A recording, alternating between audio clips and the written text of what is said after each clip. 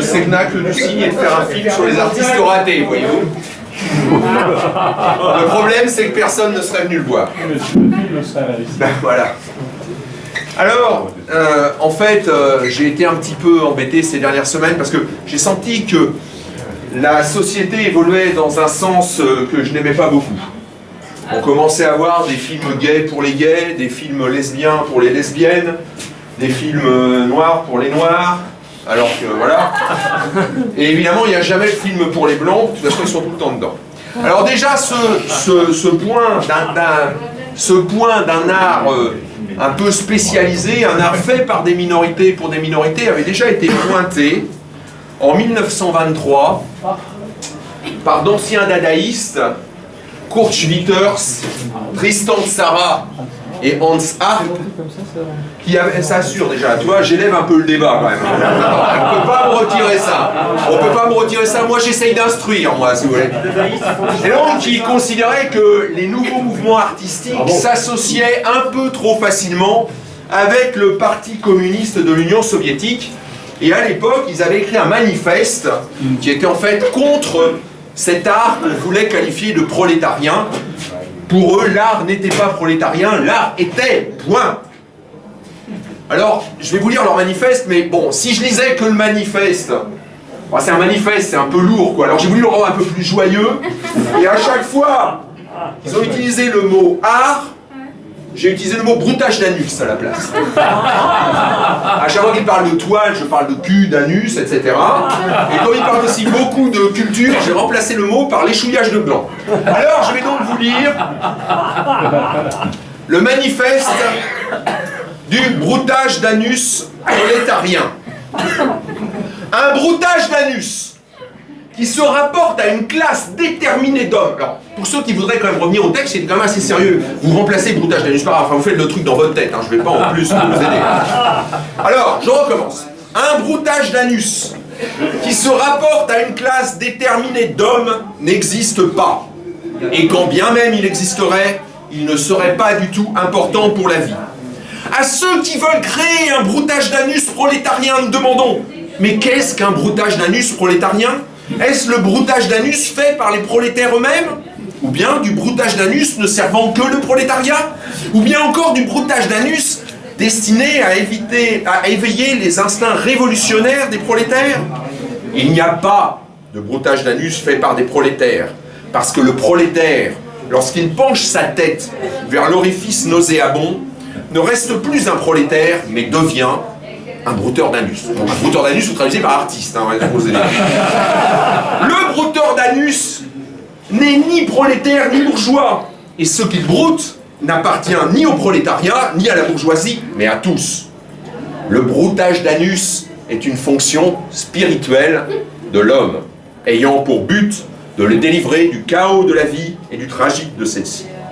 Le broutage d'anus est libre dans l'utilisation de ses moyens, mais lié à ses propres lois, et seulement à ses propres lois. Et dès que l'œuvre se fait œuvre de broutage d'anus, elle se tient bien au-dessus des différences de classe entre prolétariat et bourgeoisie.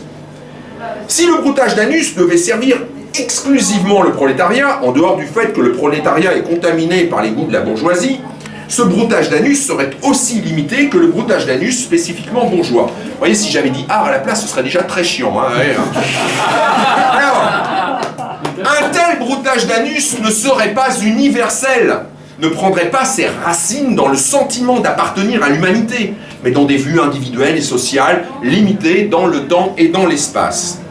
S'il suffit que le broutage d'anus doive éveiller d'une manière tendancieuse les instincts prolétariens, il se sert au fond des mêmes moyens que le broutage d'anus religieux, c'est sympathique, ou nationaliste. Il est absolument indifférent pour la valeur de l'anus brouté, donc de l'œuvre d'art, hein, en tant qu'œuvre de broutage d'anus que soient éveillés des instincts prolétariens ou bien des sentiments patriotiques. Considérés du seul point de vue du broutage d'anus, l'un comme l'autre sont une escroquerie.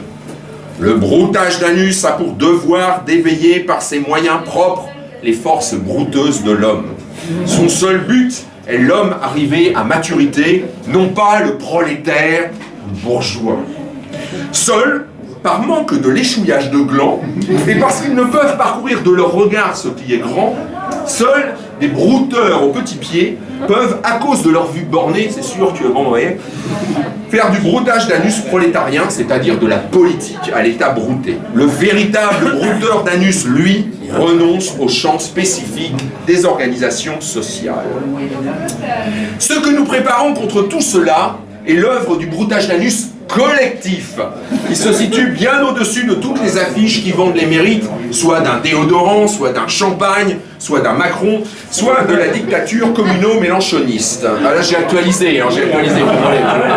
Le broutage d'anus, tel que nous le voulons, n'est ni prolétarien ni bourgeois, car il développe des forces qui sont assez puissantes pour influencer tout le léchouillage de glands, au lieu de se laisser influencer par les rapports sociaux. Il n'y a que 3 pages, je vous rassure. L'anus prolétarien est un état qui doit être dépassé. L'anus bourgeois est un état qui doit être dépassé. Mais les prolétaires, dans la mesure où ils imitent avec leurs anus prolétariens l'anus bourgeois, sont précisément ceux-là même qui soutiennent ce léchouillage de glands pourris des bourgeois, et ce, sans en être conscients. Au grand dommage du broutage d'anus et au grand dommage du léchouillage de glands, pris dans son sens général, bien sûr, ni bourgeois ni prolétaire, je précise pour ceux qui ne suivent pas. Par leur amour conservateur pour les vieilles formes de broutage d'anus qui ont fait leur temps, et par le dégoût absolument incompréhensible qu'ils éprouvent pour le nouveau broutage d'anus, ils maintiennent en vie ce qu'ils veulent combattre d'après leur programme, le léchouillage de glands bourgeois. C'est ainsi que malgré les efforts intensifs des brouteurs d'anus radicaux pour les détruire, le romantisme bourgeois et le sentimentalisme bourgeois continuent d'exister et même sont de nouveau cultivés et entretenus. La bourgeoisie utilise l'anus du communisme, qui n'a pas été inventé par le prolétariat, mais par des bourgeois, pour s'en servir de moyen de rénovation pour son propre anus en état de décomposition. En conséquence de quoi, le brouteur d'anus prolétarien ne se bat ni pour le broutage d'anus, ni pour une nouvelle vie à venir, mais pour la bourgeoisie. Chaque œuvre de broutage d'anus prolétarienne est une affiche de réclame pour la bourgeoisie. Bon, alors, ça c'est juste pour dire, c'est juste une petite astuce, quand vous avez un texte un peu compliqué d'un homme politique, quand il y a des mots qui se répètent, vous voyez, par exemple, quand Macron dit gauche ou droite, vous remplacez gauche par broutage d'anus et droite par léchouillage de glands, vous voyez. Macron n'est ni pour le léchouillage de glands, ni pour le broutage d'anus, vous voyez. Quand vous entendez à chaque fois, par exemple, Mélenchon utilise insoumis, vous utilisez brouteur d'anus, et quand il dit capitaliste, vous utilisez léchouilleur de glands. Ben voilà. Nous, les brouteurs d'anus, nous sommes les seuls à nous dresser contre les léchouilleurs de glands. Vous voyez, de suite ça change de suite la politique. Et comme Marc Louis n'est pas franchement de gauche, on va faire la quête. Et ceux qui ne sont pas d'accord sur les trous